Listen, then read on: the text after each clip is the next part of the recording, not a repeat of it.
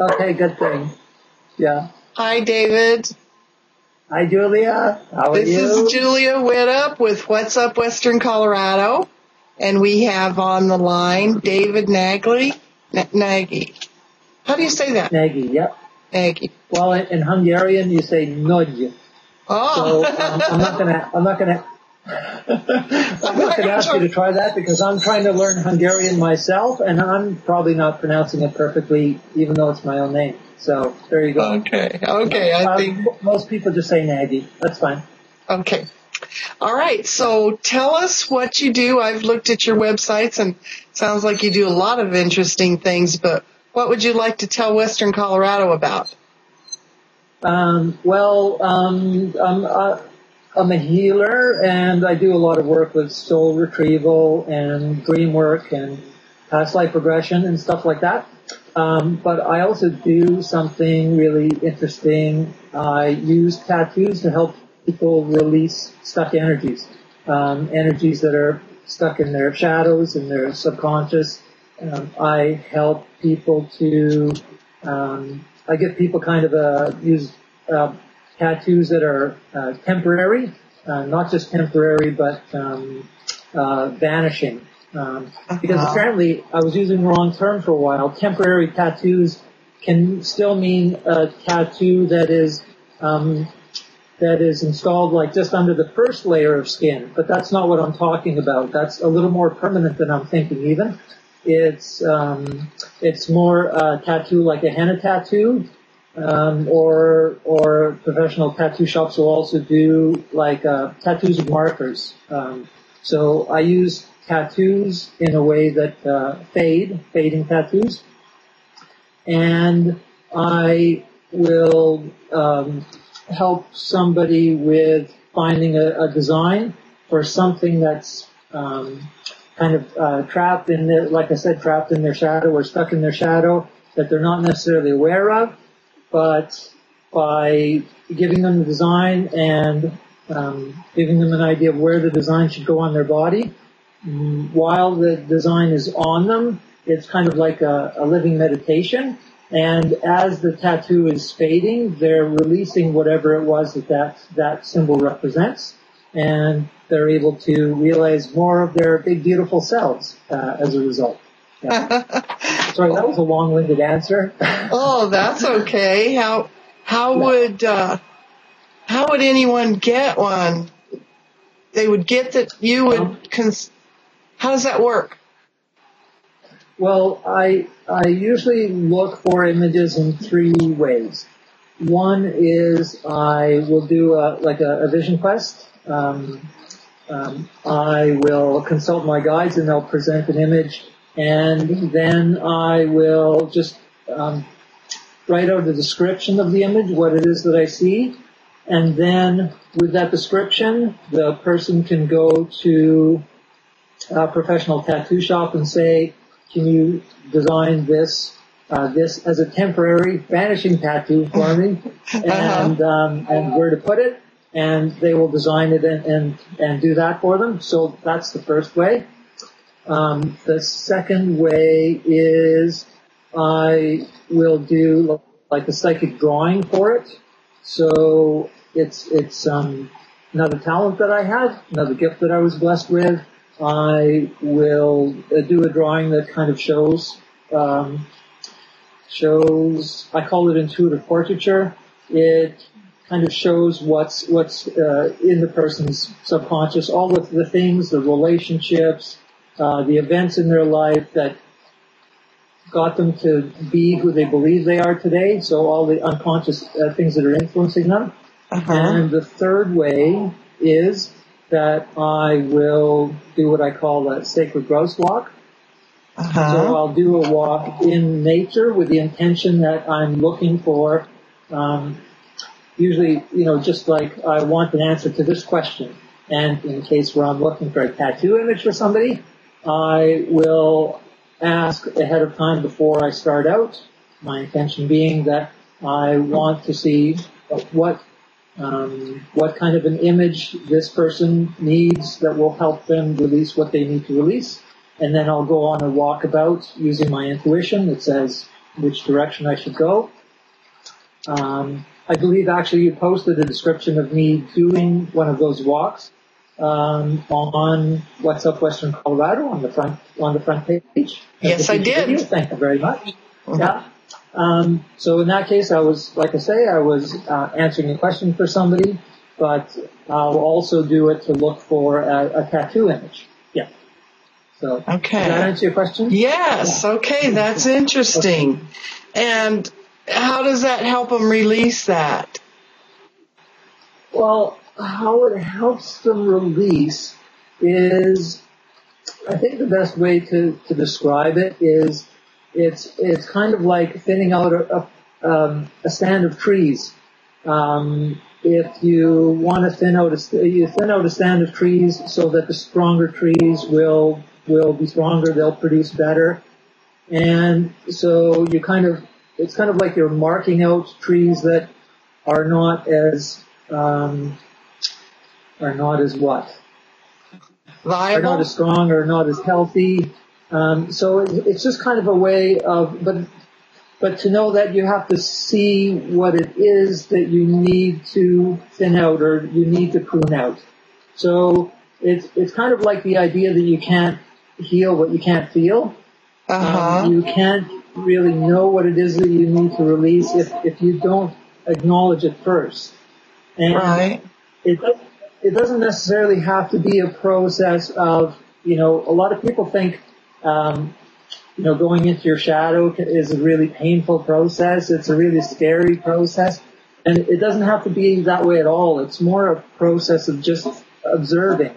And so that's my talent. That's my mission. What I came in to do this life around apparently is to help people to release things, and to help people see that what's in their shadow isn't necessarily something really scary and dangerous. So yeah, it sounds like they're.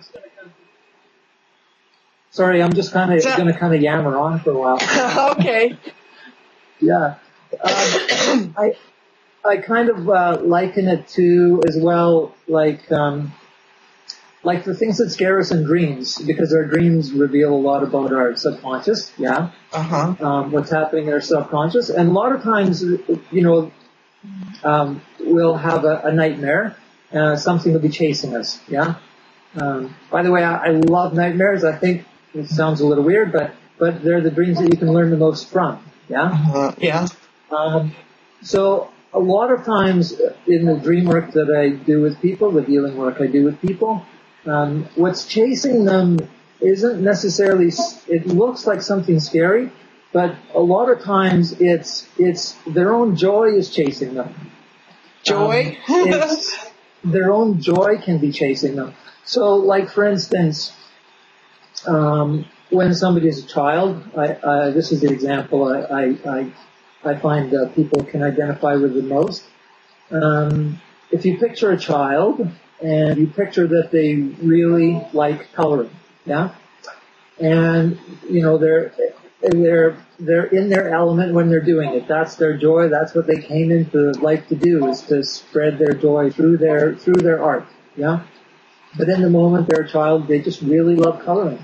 So, but the thing is, as an example, when the child is coloring, the parents are arguing in the background often.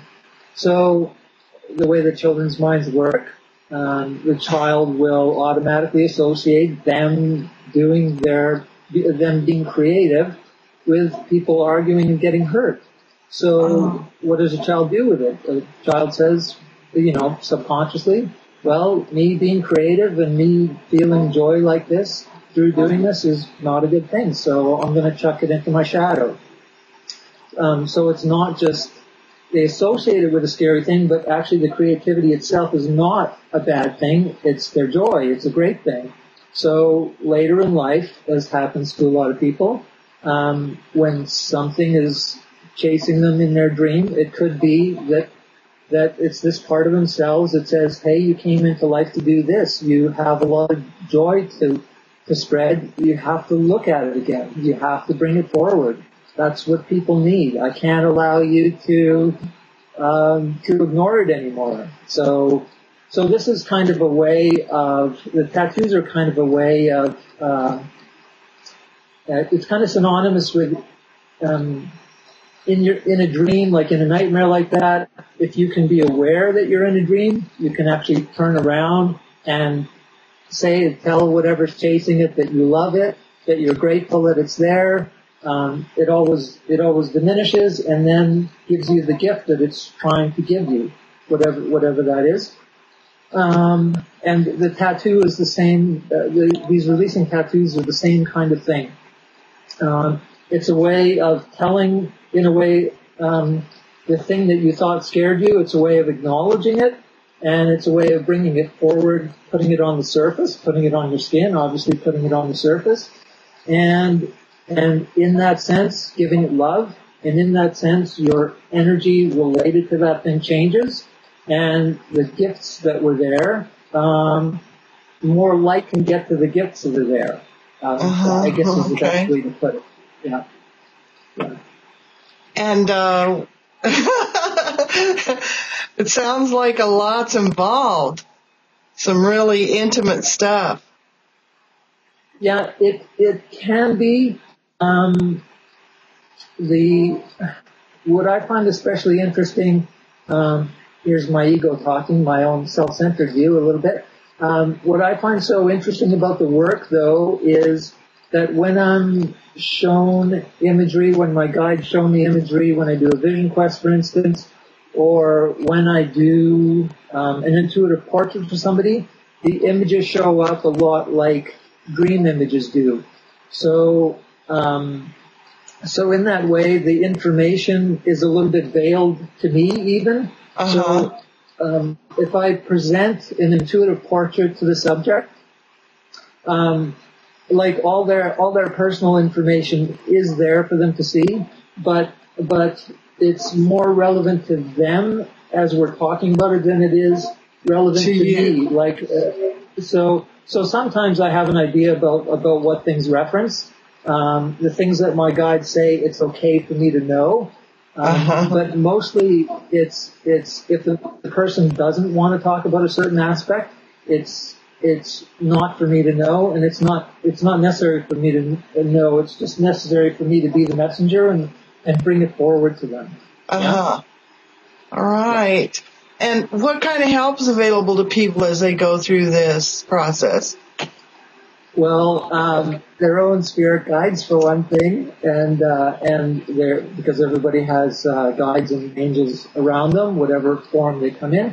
But also, I consult with people when I give them the image in the first place. I talk to them a little bit about what the image might reference. We consult on that, and then once they get the tattoo applied and the tattoo fades, then I do a follow-up consultation as well to see what their process is like, and to give them suggestions maybe as far as how they might want to move from there, what their concerns were, what their experience was, that kind of thing. So, and I'm a big advocate of dreams.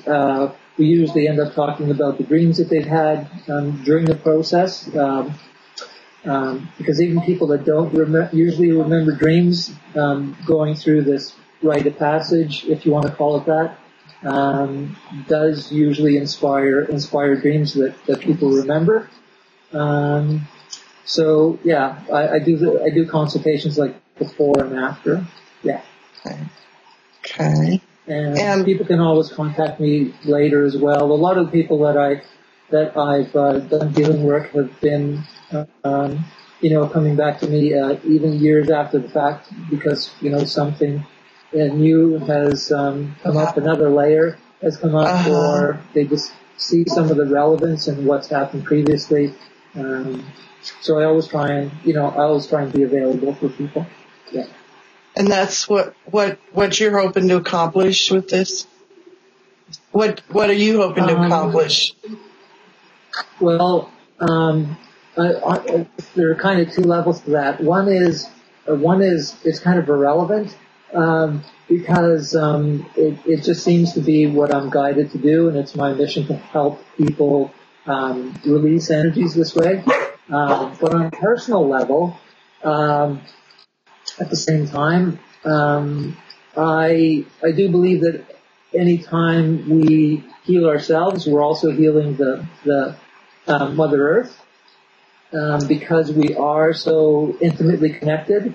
The sacred growth walks, if are kind of give you an idea of how that works, how expansive that is. Because doing a sacred growth walk, taking a walk, a guided walk in nature with an intention set, is kind of like walking through yourself in a way. I know that sounds a little wind chimey, it sounds a little woo-woo, but it does shed light a little more onto how expansive you are.